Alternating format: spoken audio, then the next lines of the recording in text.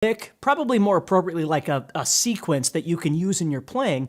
And basically what we're going to do is we're going to move toward the top of the guitar using kind of an in and out pattern. And it's quite fun to play once you get used to it. So let's look at what it looks like here. So I'm going to start up here on the 12th fret of the first string, and it looks like this. A little bit faster.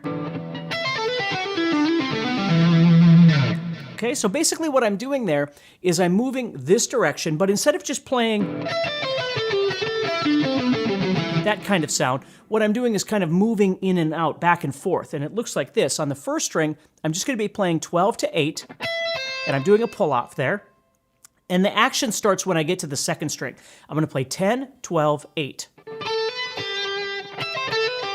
And I'm doing hammer-ons and pull-offs the whole time, so I'm only picking each string when I go to it. Once I pick the string one time to get the string vibrating, then I just do hammer-ons and pull-offs from there. So I've got just a pull-off on this one, but then the pattern really starts here where I'm going 10, 12 to 8. And then on the next string, I'm going to play 11, 12 to 9. So I'm just staying true to the scale that I'm playing in here. You could use any key in any scale that you want, but... And then I'm going to move up to the 4th string, and I'm going to play 12, 14 to 10. But I don't want to move like this because my fingers are already being used here. So what I'm going to need to do is incorporate a slide as well. So I'm sliding from 12 up to 14 and then doing my pull-off back to 10. So it looks like this. And then I'm just going to go to the next string, do my usual thing. I'm doing 12 to 14 to 10. And then I'm ending there on E. All right?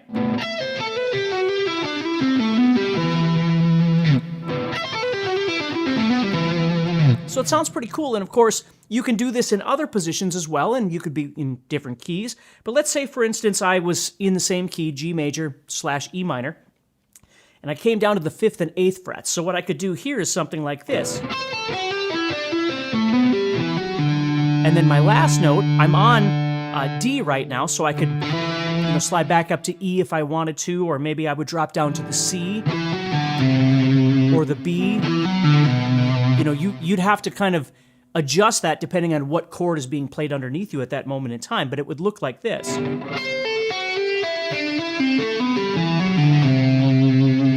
All right, so when I start this, it probably would make even more logical sense to use my 3rd and my 1st fingers on this 5 and 8 as a pull-off.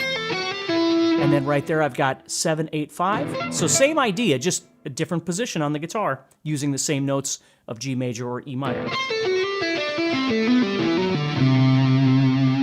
All right, so there, what I'm doing. Now the next 3 strings are going to be 7, 9, 5. And then again, however you're going to end it at the end. And you could do that, again, I'll show you one other position so I don't take too much of your time here, but let's say I went down to 3, 5, and 7 and I did this. So I'm going to do my pull-off from 7 to 3, and then I start this pattern. And again, whatever I want to go to at the end to resolve it maybe, or something like that. I might not go to A, I might go to B or G or something like that. But it's kind of a fun little idea that you could work on for the week if you're learning how to solo and you're looking for something new. You certainly don't have to play the entire thing. You could always shift out of this at any point in time, but maybe it'll give you something fun to think about, all right? So take care, stay positive, and I hope you have a great week.